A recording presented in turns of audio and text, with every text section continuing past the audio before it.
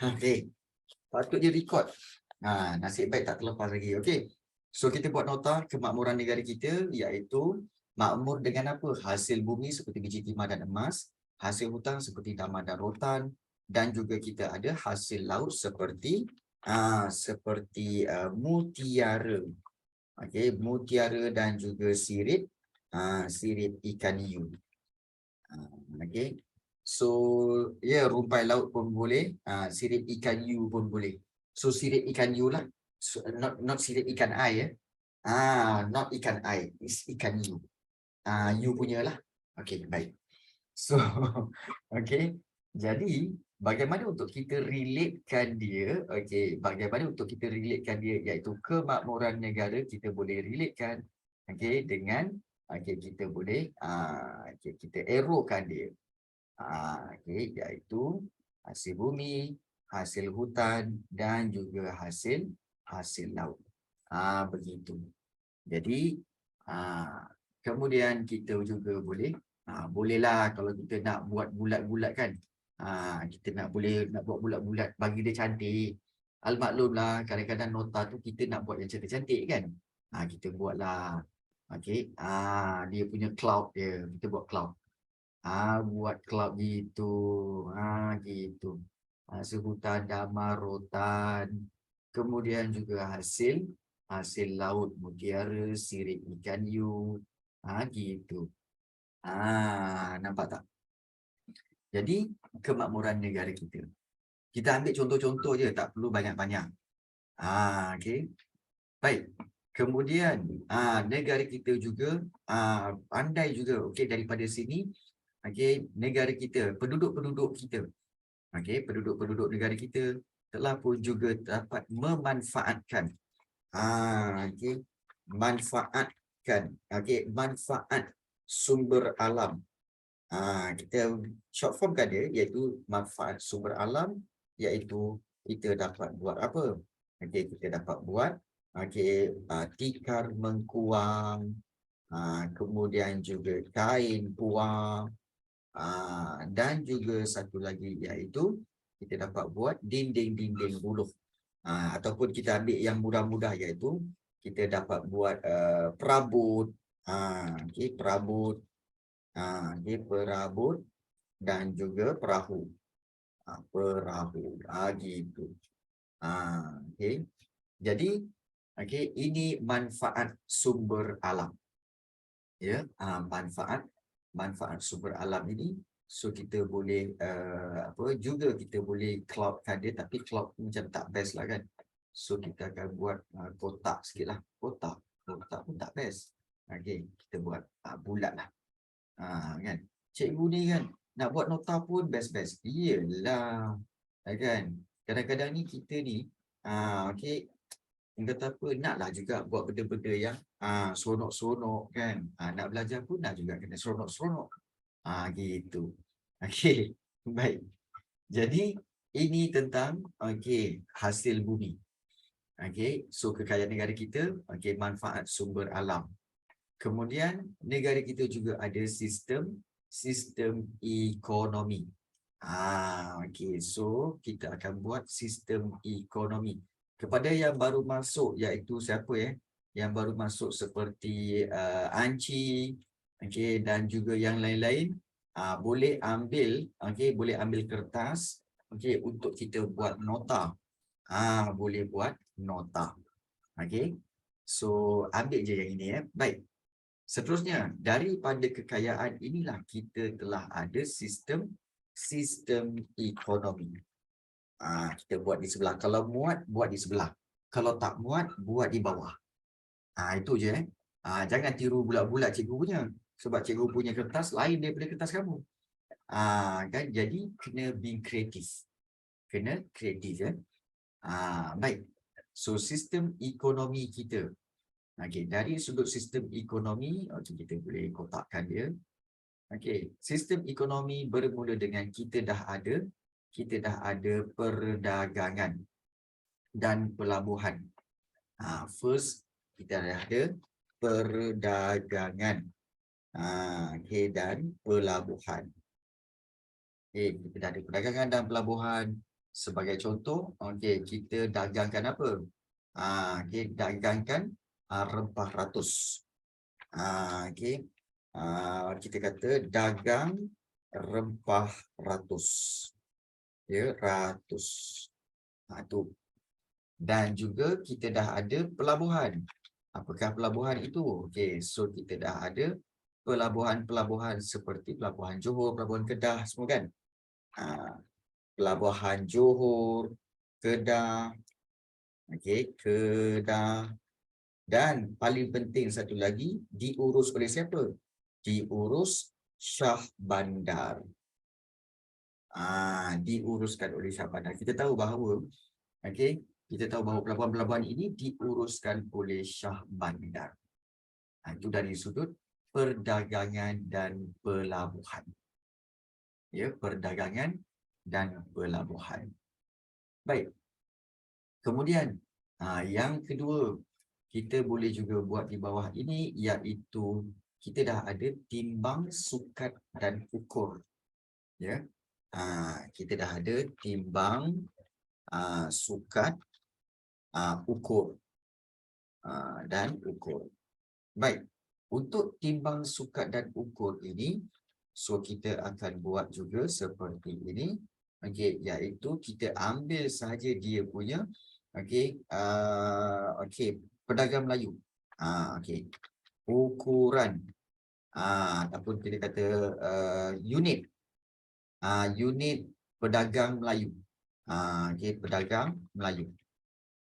Melayu iaitu apa? Iaitu contoh unit pedagang Melayu ialah seperti leng. Okey, leng, kepul, kal, okey, leng, kepul, kal dan juga okey, cupak dan juga gantang. Cupak dan juga gantang. Gitu. Leng, kepul, kal, cupak dan juga gantang.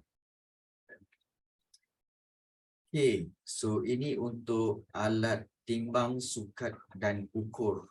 Okey, leng, kepul, kal, cupak dan juga gantang. Kemudian untuk unit pedagang bagi, kita jarakkan sikitlah. Gini. Okay, supaya lebih jelas. Okey, unit pedagang Cina. Okey, pedagang daripada Cina. Okey, pedagang Cina iaitu mereka menggunakan, okey, menggunakan kati dan juga pikul, tahil, kati dan juga pikul. Okey, so kita buat begini dan buat-bulat. Okey, tahil, kati dan juga pikul. Serta satu lagi kita akan buat iaitu unit pedagang India. Okey, pedagang, okey, pedagang India. Okey, India, okey, iaitu okey, iaitu menggunakan, okey, saga mayam. Saga mayam, okey, dan juga bungkal. Dan juga bungkal. Dan ini special sikit, iaitu kita akan buat ianya untuk apa? Untuk okey, emas. Gitu. So kita buat titik-titik macam tu untuk membezakan dia. Itu untuk emas. Timbang, sukat dan juga ukur. So kita juga boleh, kita boleh cloudkan jugalah. Kalau kita nak cloudkan dia pun boleh. Kita boleh buat cloud begini. Okey, perdagangan, pelabuhan. Kita, okey, nota maknanya apa? Kenapa nota buat macam ni, cikgu? Nota sifat dia adalah ringkas. Okey, nota adalah nota yang, okey, ringkas. Kenapa kita nak ringkaskan, cikgu? Supaya kita dapat tahu tentang, okey, fakta-fakta yang penting yang kita kena ingat, keywords dia. Okey, dan kemudian kita boleh ingat dengan lebih mudah lah. Okey, ingat dengan lebih mudah. Baik. Kemudian kita juga ada mata wang. Okey, so kita dah ada mata wang. So kita boleh ambil mata wang ni, kita buat dekat bawah ni. Okey, mata wang. Okey, so Okey, kemudian mula-mula kita guna sistem, okey, mulanya kita guna sistem barter. Okey, kemudian okey, kita tak perlu nak explain sistem barter tu apa. Kita tahu sistem barter tu ialah tukaran barang. Kemudian barulah menggunakan mata wang logam. Mata wang logam, iaitu contoh, okey, kita tahu mata wang emas. Okey, mata wang emas Kedah. Mata wang emas, okey, emas Kedah. Antara contoh, okey, mata wang lah. Mata wang emas Kedah, kemudian mata wang emas Kelantan. Okey, mata wang emas Kelantan. Okey, dan juga satu lagi iaitu kita tahu ada ataupun dipanggil apa? Kita panggil juga ataupun dipanggil, okey, kita panggil duit kijang. Gitu. Dan juga satu lagi kita gunakan mata wang Terengganu atau mata wang Terengganu. Ataupun dipanggil duit pitih. Kita buat sempang-sempang macam tu kan. Duit pitih. Gitu. Jadi, so kita dah buat gini. Supaya ianya jelas, kita nampak bahawa okey gini. Sistem barter, mata wang logam. Okey, so kita buat gini. Okey. Kan macam-macam bentuk cikgu buat ni. Itulah pasal. Kan? Dia orang kata apa, tak semestinya dia cantik-cantik sangat, tapi biasanya biarlah kreatif lah, itu je. Okay. So, dan satu lagi iaitu kita juga sudah ada sistem percukaian. Kita buat sebelah sini lah. Sistem percukaian. Di mana kalau kita lihat, Kedah mata wang apa? Kedah mata wang apa? Kalau Kedah dia Kedah mata wang tak ada nama pun. Dia nama dia Kedah aja, mata wang Kedah. Mata wang mas lah dipanggil. Wang mah. Wang mah. Gitu. Okey. Baik. Sistem percukaian, okey, kita dah ada cukai, okey. Okey, cukai ke atas. Okey, cukai ke atas. Okey. Cukai hasil hutan. Okey, dan juga perdagangan. Maknanya kita dah ada cukai perdagangan. Okey. Jadi cukai ini akan pun menjadi punca kepada sumber pendapatan pemerintah. Baik. Itu cukup saja untuk itu. So kita akan buat sumber percukaian ini. Okey, seperti ini. Okey, dan kemudian daripada sini barulah kita linkkan dengan apa matlamat utama dia. Okey, iaitu sistem ekonomi ini. Kita akan buat begini, kita akan buat begini, dan juga kita akan buat begini. Kita linkkan dia lah. Jadi kalau kita lihat betul-betul, inilah cara kita linkkan sistem ekonomi. Perdagangan pelabuhan, timbang sukat dan ukur, mata wang, kemudian sistem percukaian. So ini cara dia. So kalau dah siap, bagi tahu. Untuk kita sambung pula kepada kegiatan keintelektualan.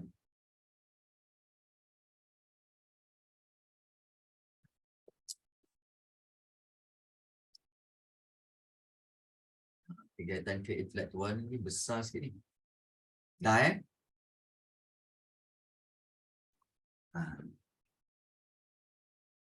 kalau korang dah siap, tulis dah. Kita boleh proceed kepada seterusnya.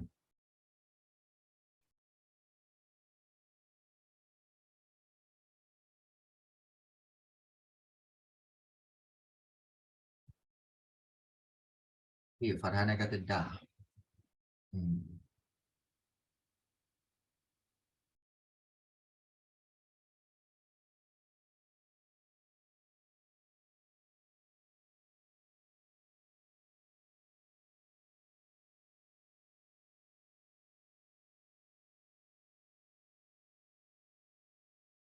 Okey, dah Okey, baik dah. Okey, Ruqayyah pun kata dah.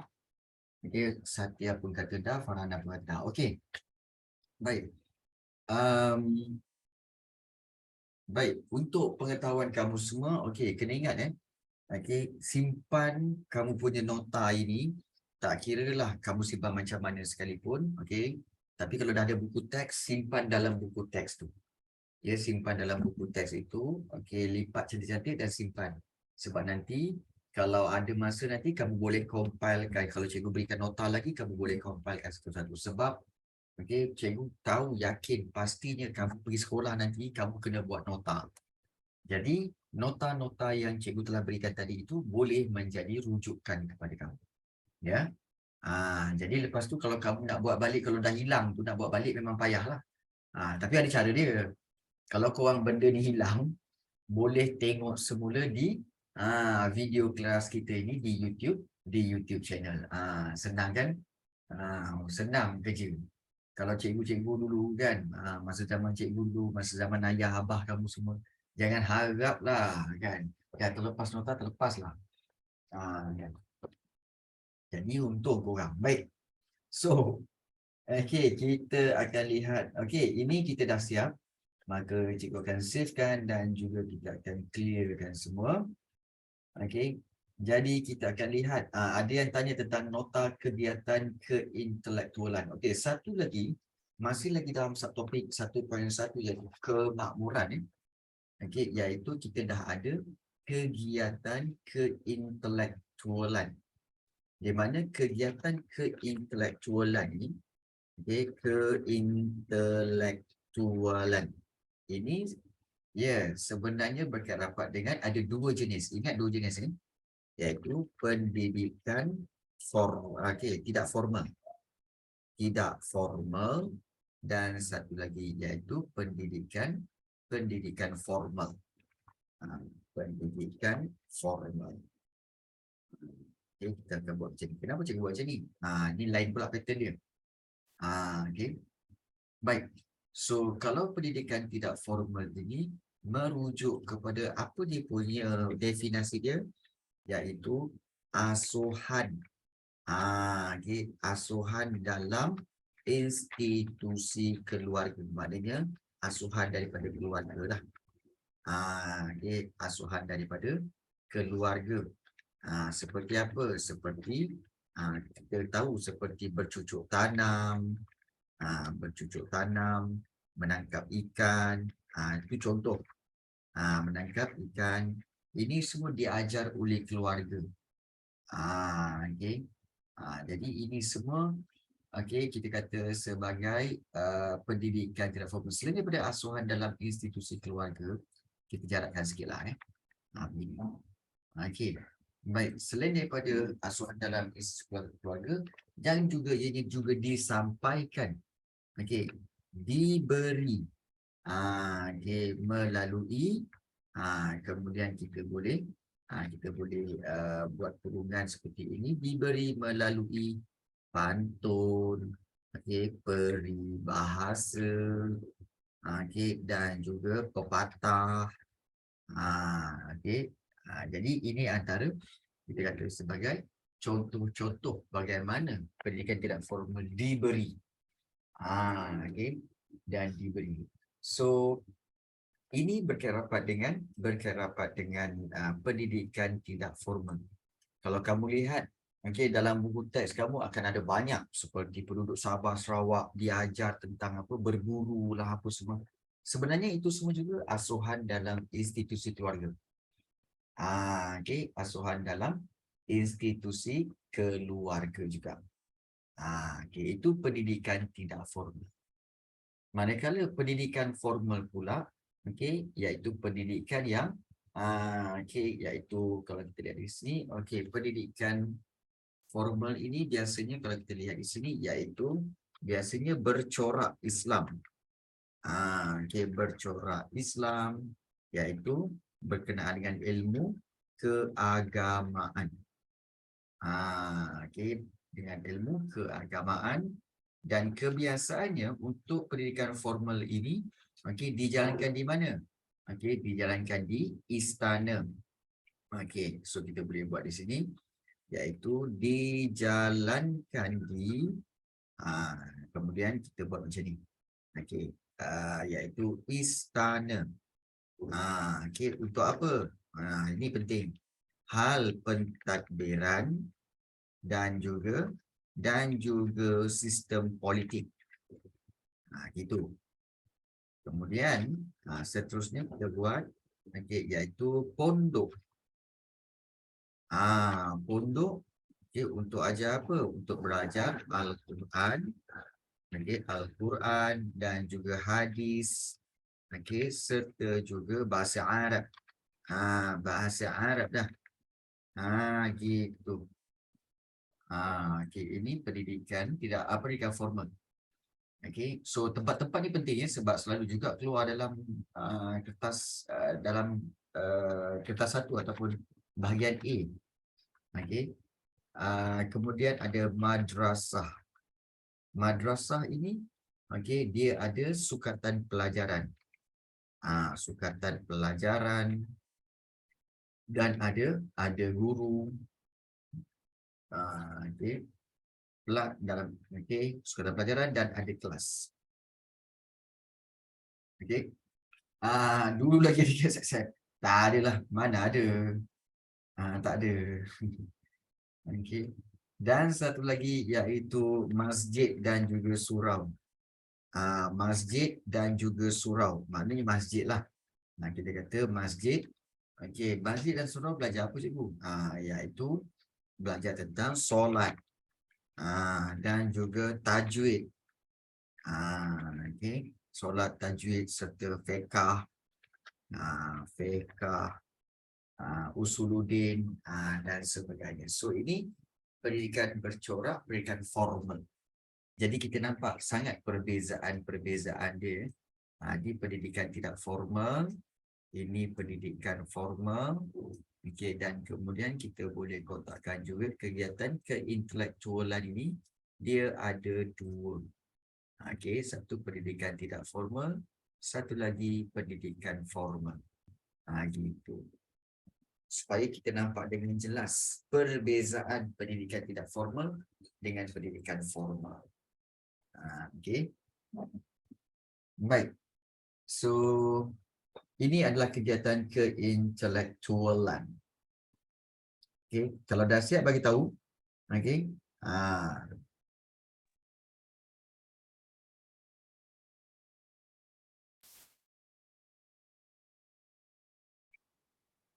Supaya bagi nampak ini.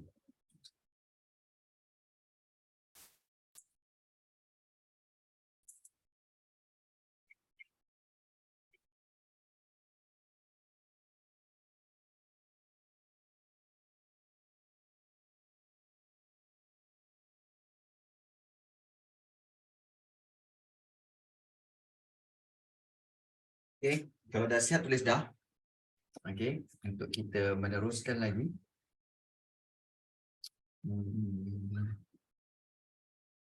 Okey, dah. Okey. Okey, ni mesti ada yang kata macam, alamak, tak cukup kertas lah. Alamak, tak cukup kertas lah, tak cukup. Boleh ambil lagi. Boleh ambil lagi. Jangan risau. Okey, jangan risau. Boleh ambil lagi. Okey. Sebab kita nak buat lagi ni lepas ni.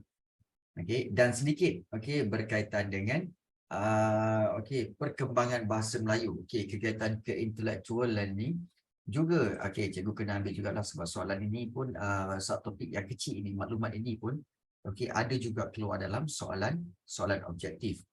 So dengan pendidikan formal dan pendidikan tidak formal ini, so kita boleh tulis iaitu pendidikan tidak formal ya. Menyebabkan wujudnya, kita boleh tambahkan kat tepi ni, ataupun kalau kamu tak boleh buat kat tepi, kat bawah dia pun boleh. Iaitu perkembangan iaitu kesusasteraan Melayu. Di mana bahasa Melayu menjadi bahasa, kita buat macam ni. Bahasa Melayu menjadi bahasa ilmu. Bahasa Melayu jadi bahasa ilmu. Okey, bahasa ilmu. Okey, sebagai contoh bahasa ilmu tu macam mana cikgu? Okey, baik. Iaitu adanya karya. Okey, okey, karya terkenal. Okey, antaranya. So kita boleh buat kurungan karya terkenal seperti Tuhfat An-Nafis. Okey, bukan Tuhfat An-Nakib bukan Tuhfat An-Nakib. Lain macam tu. Tuhfat Al-Nafis. Kemudian juga okey, Nisa Melayu. Okey, contoh-contohlah Nisa Melayu, Hikayat Datuk Merpati Jepang. Itu semua adalah okey, kesusasteraan Melayu. Jadi hasil daripada pendidikan formal itu dan juga pendidikan tidak formal, maka wujudlah karya-karya seperti ini. Jadi macam mana nak sambungkan ni cikgu? Okey, kita boleh sambung daripada kegiatan keintelektual. Gitu. Cukup kat situ. Ya. Okey, cukup kat situ. Okey.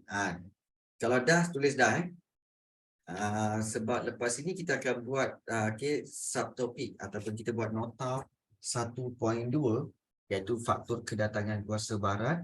Selepas kita buat nota faktor kedatangan kuasa barat itu nanti kita akan buat juga kita akan teruskan kepada subtopik 1.1.3 iaitu berkait rapat dengan iaitu berkait rapat dengan persaingan kuasa barat. Persaingan kuasa barat. Okey. Baik. So dah siap? Dah Alright. Belum. Kalau belum tak apa, ambil. Ambil. Yang dah boleh tulis dah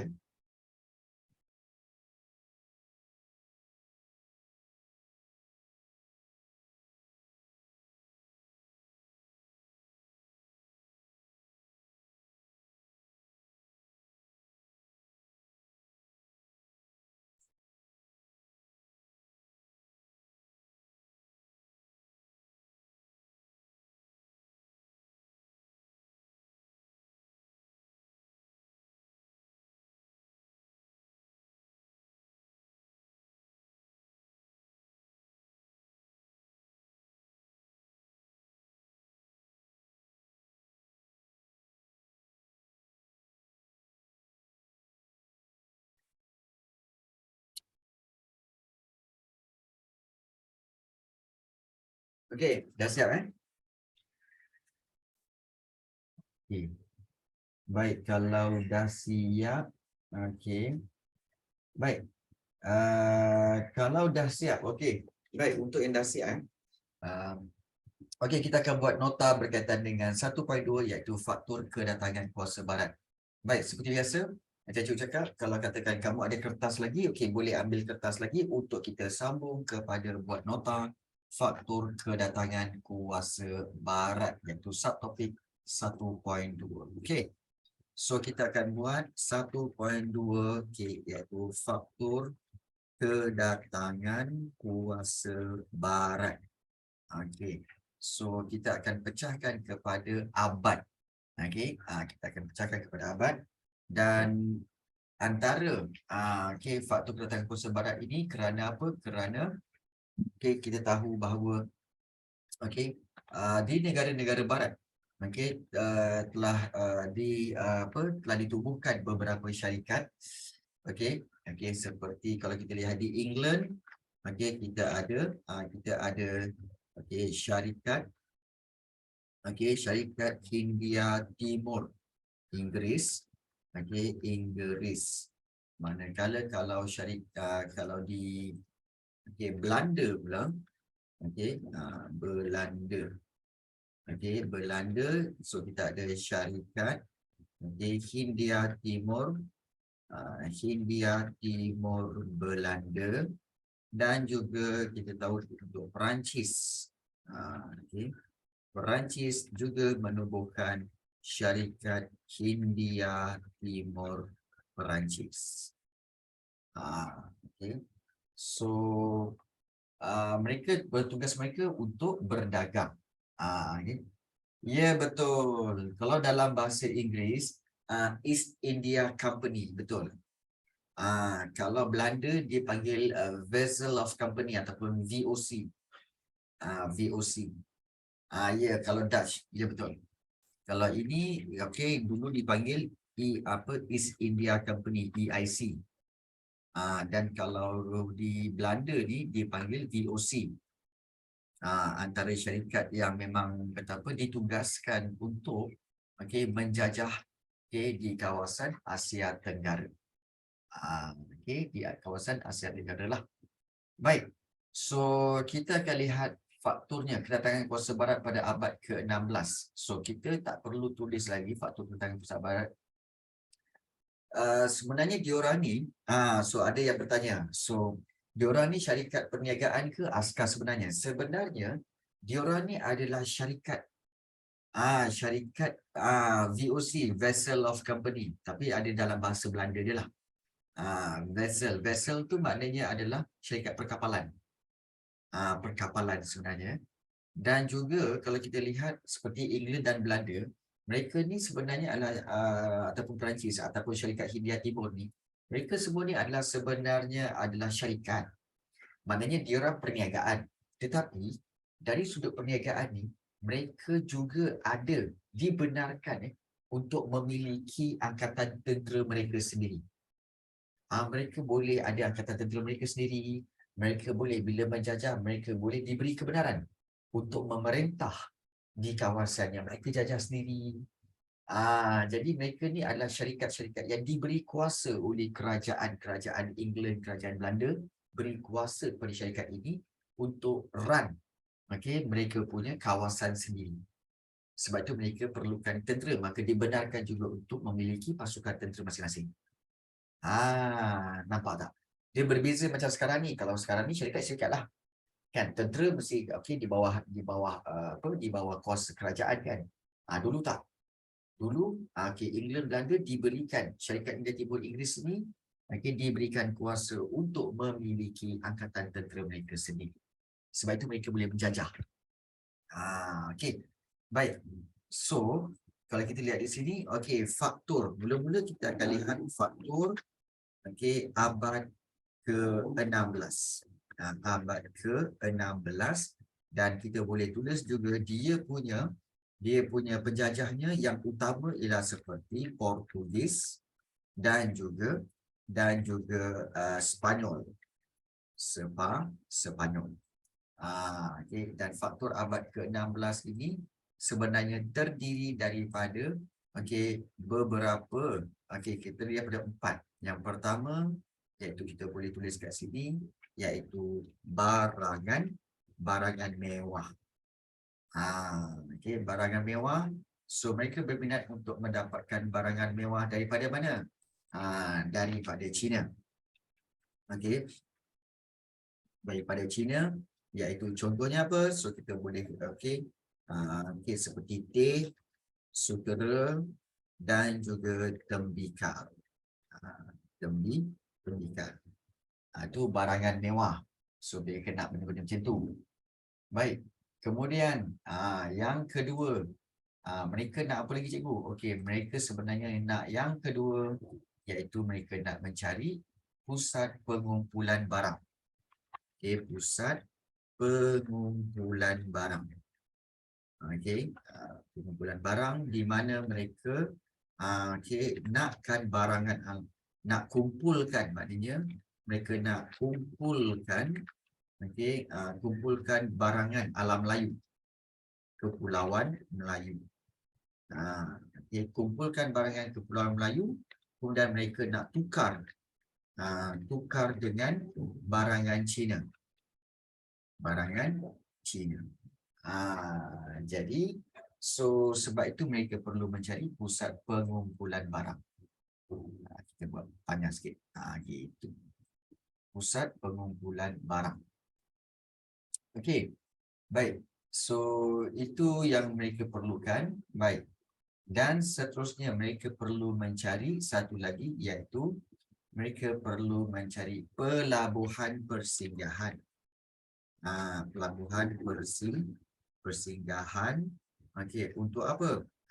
Okey, untuk menunggu okey, tukaran, ataupun kita kata menunggu okey, pertukaran angin monsun, dan juga mereka juga nak okey, membaiki kapal, dan juga untuk selain daripada untuk membaiki kapal, mereka juga perlukan untuk mengisi bekalan. Okay, mengisi bekalan. So, kita buat begini. Okey, so pelabuhan persinggahan. Okey, dan satu lagi kita akan buat. Okey, mereka nak, okey, faktor abad ke-16 iaitu mereka juga nak menyebarkan agama Kristian. Okey, agama Kristian. So mereka okey juga untuk mencapai apa? Untuk mencapai kejayaan. Okey, untuk kekayaan, untuk mencapai kekayaan, kemudian keagamaan, dan juga untuk kemasyhuran. Jadi di sini kita lihat, okey, kita boleh buat. Ya, betul, 3G. Okey, kalau kita nak tambah kat sini pun boleh, iaitu 3G, iaitu gold, gospel, and glory. Gold, gospel, and glory. Yes, betul. Jadi kita boleh buat begini. Faktor abad ke-16, okey, dan kemudian kita boleh buat begini, barangan mewah. Okey, kemudian pusat pengumpulan barang. Okey, kemudian juga pelabuhan persinggahan, serta juga untuk agama Kristian. So, kita akan buat arrow dia begini supaya jelas kita nampak. Okey, inilah dia faktor-faktor kedatangan kuasa barat pada abad ke-16. So, ini yang kita dapat. Okey. Faktor abad ke-16 iaitu dia punya penjajah ialah Portugis dan juga Sepanyol. Okey, untuk apa? Untuk barang yang mewah, pusat pengumpulan barang, pelabuhan persinggahan, dan juga untuk menyebarkan agama Kristian. Okey. Dapat? Kalau dah, tulis dah. Untuk kita buat pula faktor abad ke-17 dan ke-18. Okey. Baik. Dan untuk faktor yang seterusnya, okey, kita boleh buat di sebelah je kot sebab dia satu je. Okey, ada E kat bawah ni. Bolehlah kot. Kita buat kat bawah ni ya. Okey, baik. Untuk di bawah ni kita akan buat, okey, iaitu faktor abad ke-17 dan ke-18. Sebab kenapa kita buat kat bawah cikgu? Sebab dia faktor satu je. Okey, kita tahu faktor dia apa? Iaitu revolusi perindustrian. Okey, revolusi perindustrian. So kita boleh buat begini. Okey, dan kita tahu apa sebab dia kena revolusi perindustrian ni. Okey, menyebabkan apa? Revolusi perindustrian menyebabkan mereka perlu mencari bahan mentah. Mencari bahan mentah yang banyak. Dan apa antara bahan mentah yang banyak? Iaitu biji timah. Itu keutamaan mereka lah. Mencari bahan mentah yang banyak iaitu biji timah, dan satu lagi iaitu untuk mencari kawasan pasaran. Kawasan pasaran baru. Baru. Mencari kawasan pasaran baharu. Untuk apa? Okey, kita tahu untuk memasarkan. Memasarkan barangan keluaran mereka.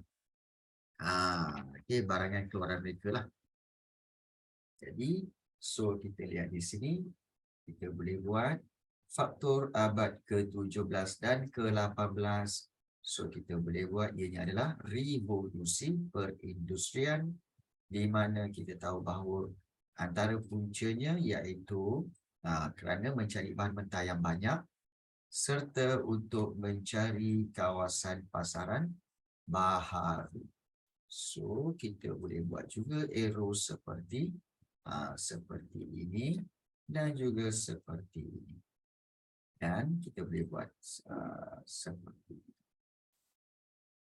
Okey, baik. So, kita dah buat faktor abad ke-16 serta faktor abad ke-17 dan ke-18.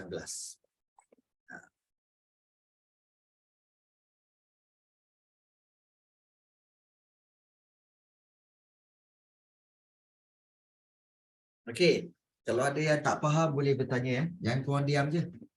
Yang tak faham boleh bertanya. Apa-apa juga.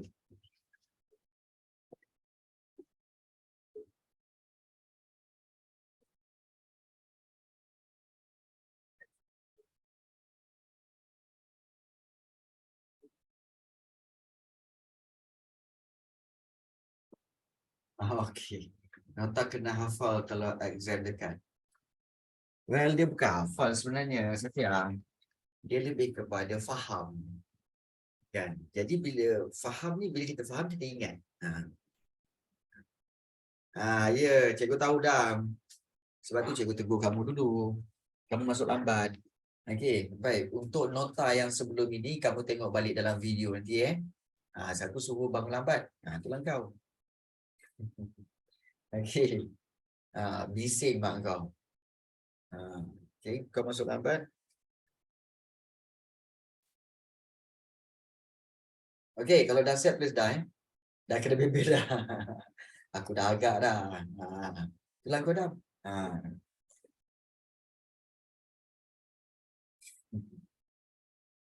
Korang tidur korang apa sebenarnya sampai bangun lambat ni? Cikgu nak tanya korang lah. Korang tidur sebenarnya bangun tidur korang apa sebenarnya sampai bangun lambat ni? Adam, Kemraj. Tidur pukul 5.30 Kid. Kau buat apa Kid? Tidur pukul 3. Kau buat apa? Erina tidur pukul 1.30. Untuk apa main game main ML main PUBG. Push rank. 2.30 dia Widian. Loser streak. Oh ya ke? Belajar sains. Okey, baik. Okey. Macam-macam korang ni. 2-3 pagi Widian. Kau buat apa Widian pagi ni? Lewat malam tidur, dah nak pagi, baru tidur. Buat apa? Main game? Aduh, ya korang ni. Rasa macam dah tak nak belajar. Kenapa pula, Arif? Pukul 8 pagi. Ya Allah. Kenapa Arif? Macam tak nak belajar. Kenapa? Fed up dah. Kena marah. Okey, baik. Buat sains. Oh, kena marah buat sains. Okey, baik. Okey. Matik. Okey, dah siap dah ini? Dah siap dah? Dah siap Okey. Kejap. Kejap. Okey. Baik. Cikgu nak bagi sikit tips lah kepada para pelajar sekalian lah kan. Kita akan sambung dengan okey. I just give them. Okey. Ya, betul. Betul Satya. Baik, kita lihat pula kedatangan kuasa barat pada abad ke-17 dan ke-18. So yang ini memang dia banyak faktornya. Jadi kita akan buat daripada bawah.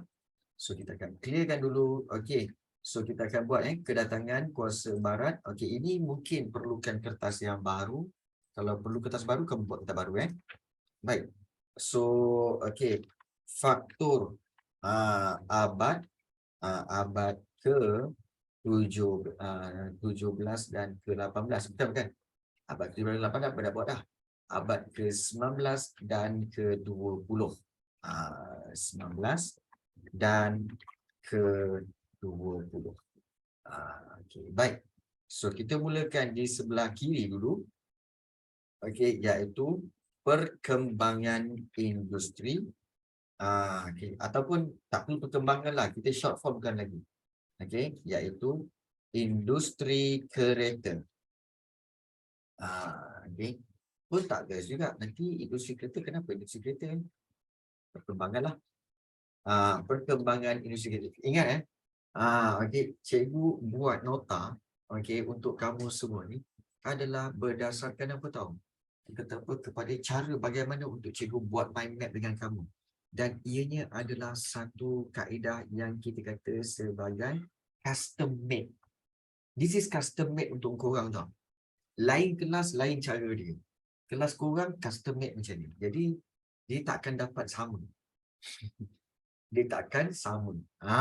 Jadi, so dia custom made. Baik. Perkembangan industri kereta. So, okay, kalau kita lihat, kenapa perkembangan industri kereta, iaitu kita boleh tulis, iaitu ciptaan tayar. Ciptaan tayar telah menyebabkan apa? Okay, peningkatan, okay, iaitu permintaan getah. Permintaan getah meningkat. Okay.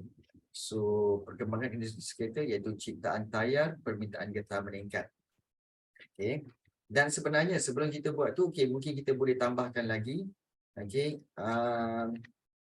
Satu lagi, selain daripada ciptaan tayar iaitu penebat barangan elektrik. Okay. Penebat barangan elektrik. Jadi menyebabkan permintaan getah meningkat. So ini kita kata sebagai hasil daripada perkembangan industri kereta. Baik. Seterusnya kita boleh ambil iaitu yang kedua iaitu kesuburan tanah. Kita buat di sini iaitu kesuburan tanah. Okey. Dan kekayaan hasil bumi. Kekayaan hasil bumi. Jadi kita boleh buat di sini iaitu tanah subur. Luas. Jadi iklim pun sesuai. Iklim sesuai. Jadi kita boleh buat untuk tanaman berorientasikan ekspor. So sesuai untuk apa? Sesuai untuk kita buat seperti ini iaitu sesuai tanaman ekspor. Tanaman ekspor. Seperti apa? Tanaman ekspor kita boleh tulis seperti tebu, getah dan juga tembakau. Dan kemudian kita juga tahu bahawa kaya dengan hasil bumi. Kaya hasil bumi. Contoh apa? Ya betul. Tembakau tu sebenarnya untuk dibuat rokok, betul. Biji timah. Dan emas. So ini kita kata sebagai kesuburan tanah dan kekayaan hasil bumi. Kemudian seterusnya kita buat yang ketiga, faktor yang ketiga pula iaitu industri mengetin. Industri mengetin di mana industri mengetin ini kita tahu industri mengetin apa? Mengetin makanan. Mengetin makanan. Kemudian juga kita boleh tambahkan lagi iaitu bumbung rumah. Mengerti makanan kat sini lah. Bumbung rumah. Bumbung rumah dan juga kita buat tong minyak lah. Tong minyak. Jadi ini menyebabkan permintaan. So ini menyebabkan permintaan biji timah. Biji timah meningkat. Permintaan biji timah meningkat. Jadi itu industri mengetik. Baik, so kita dah buat 3 kat sini. Dan kemudian kita buat yang keempat. Yang keempat iaitu pembukaan terusan Suez. Iaitu kita buat begini, iaitu pembukaan terusan Suez. Iaitu kita tahu ianya adalah menghubungkan hubungkan pelabuhan Said dengan iaitu dengan Suez. Said dan juga Suez, iaitu di Mesir lah. Pelabuhan Said dan juga Suez. Dan di sini kita boleh tuliskan iaitu kesan dia. Kesan dia iaitu mempercepatkan urusan perdagangan. So mempercepat perdagangan. Tapi sebenarnya sebelum kita buat tu lebih baik kita tulis macam ni. Memendekkan. Memendekkan jarak perjalanan. Jarak perjalanan. Dari timur ke barat. Dan satu lagi dengan itu telah mempercepat perdagangan. So pembukaan terusan Suez ini telah memendekkan jarak perjalanan dan telah mempercepatkan perdagangan di antara alam Melayu dengan Eropah lah. Itu pembukaan terusan Suez. Baik. Seterusnya, iaitu kita boleh ambil seterusnya iaitu ciptaan kapal wap. So yang seterusnya, iaitu kita boleh ambil di sini iaitu ciptaan kapal wap. Baik. So kapal wap ini, apa kelebihan dia? Telah membawa boleh membawa muatan banyak. Jadi ini menyebabkan sebenarnya kapal wap lebih laju. Faktanya kapal wap laju. Lebih laju. Maka bila lebih laju, maknanya penghantaran lebih cepat. Lebih cepat. Dan ini telah menjimatkan kos. So ciptaan kapal wap ini bermuatan lebih banyak dan juga menjimatkan kos. Dan seterusnya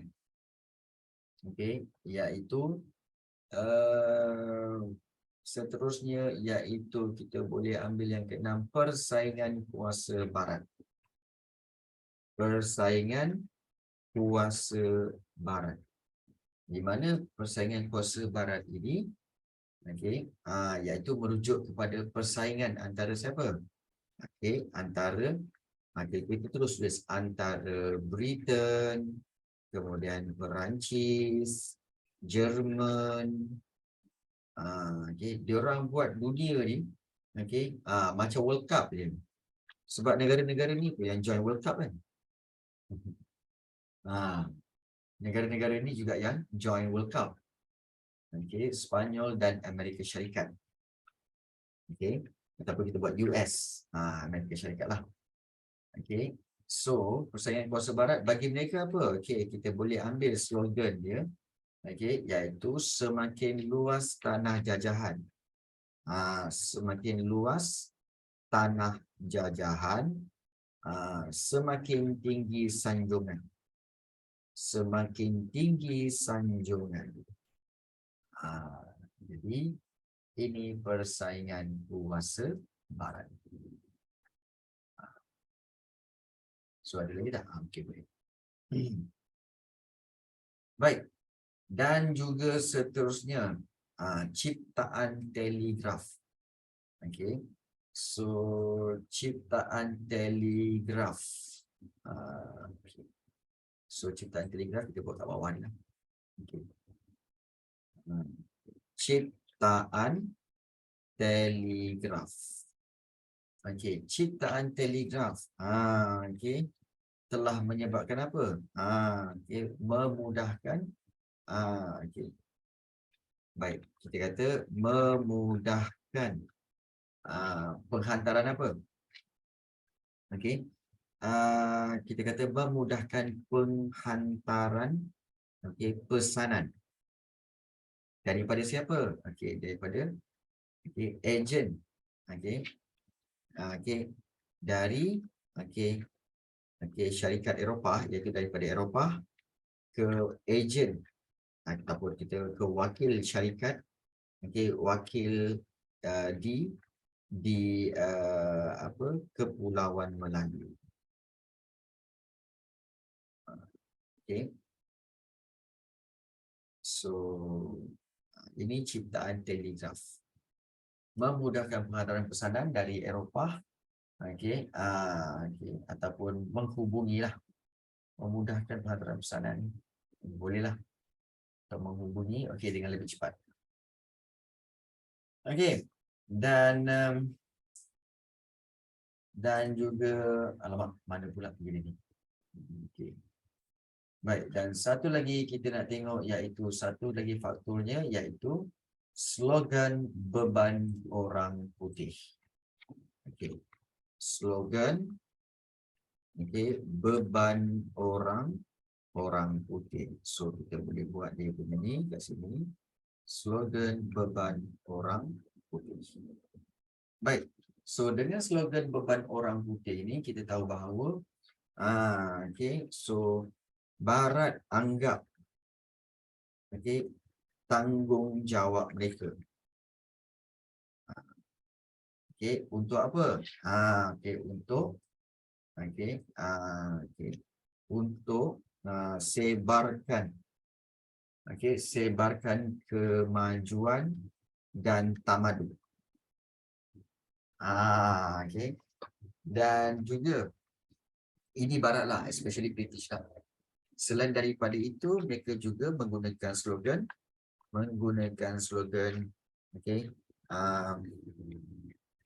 tugas menyebarkan tamadun. Tugas menyebarkan tamadun. Sama je, tapi cuma tugas menyebarkan tamadun ini adalah daripada Perancis. Anggap tamadun mereka, tanggungjawab mereka untuk sebarkan kemajuan tamadun. So kita akan letakkan kat atas ni. Inilah dia. Okey, baik. So bagaimana untuk kita relatekan ni, cikgu? Bagaimana untuk kita relatekan nota kita yang seperti ini? So kita mula-mula kita kotakkan dia dulu. Dan juga kemudian kita kotakkan yang kecil-kecil itu. Tapi kita akan letakkan besar kat sini. Besar kat sini ke? Bolehlah. Kita letak besar kat sini, besar kat sebelah kanan, sebelah kiri. Sebelah kiri itu besar kan? Kenapa, cikgu? Adalah. Gitu. So ciptaan kapal wap, persaingan kuasa barat, kemudian ciptaan telegraf, dan juga slogan beban orang putih. So apa yang cikgu nak buat, cikgu? Sebenarnya begini.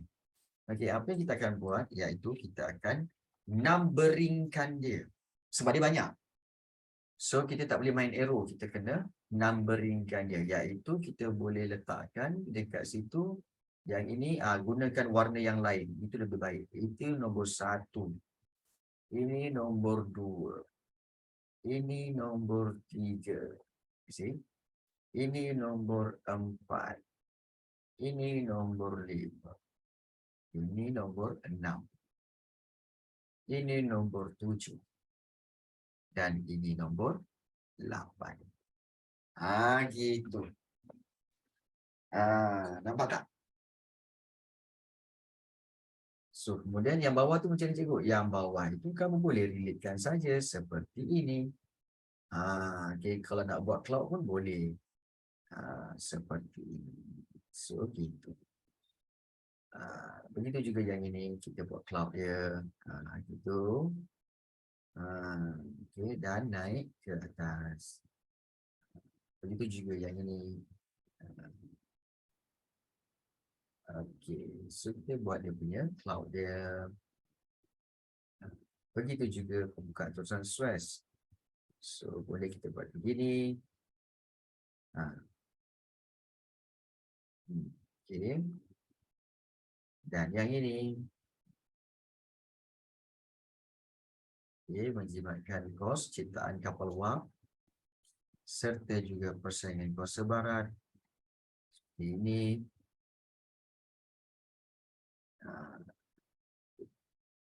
Dan juga ciptaan telegraf. Seperti ini.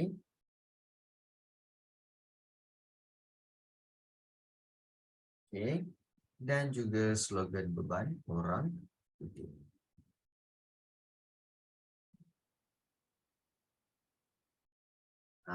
Okay.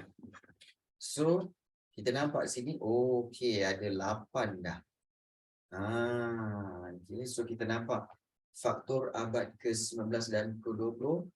Okay, ada 1, 2, 3, 4, 5, 6, 7 dan 8. So, ada 8 faktor berkait rapat dengan faktor kedatangan kuasa barat pada abad ke-19 dan ke-20.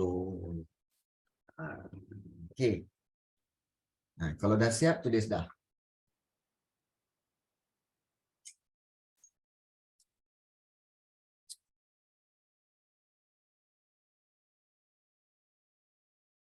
Baik, bagus Hanci.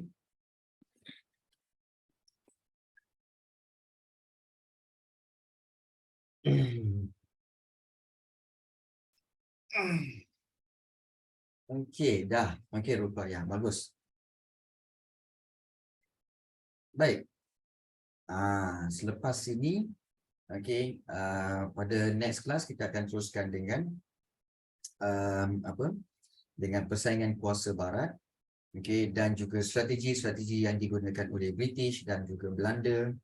Dan kemudian kita akan, selepas habis setiap bab, barulah kita akan buat soalan-soalan. Kita akan buat soalan-soalan, insyaAllah. Okey, dan juga sebelum buka sekolah nanti, okey, cikgu akan berikan contoh-contoh soalan, okey, berkait rapat dengan bab 1 ini, berkaitan dengan faktor-faktor apa semua. Dan soalan-soalan itu kita akan buat, okey, dalam bentuk soalan-soalan soalan-soalan struktur dan esei, iaitu kita kena belajar bagaimana untuk membuat ayat jawapan, okey, yang boleh memberikan markah yang maksimum dalam struktur dan juga dalam bahagian esei, bahagian B dengan bahagian C. Ingat okey, kamu punya format selepas ini adalah format dalam bentuk UASA. Kalau kami ingat lagi masa tahun lepas, okey, yang baru-baru ni kamu jawab yang set soalan UASA masa sejarah tingkatan 2 kan. So set UASA itu sebenarnya itu akan menjadi format yang akan digunakan dalam ujian, dalam peperiksaan pertengahan tahun. Means that akan ada soalan struktur dan esei, yang mana kamu kena tahu bagaimana untuk menjawab soalan struktur dan esei daripada kertas peperiksaan tu nanti.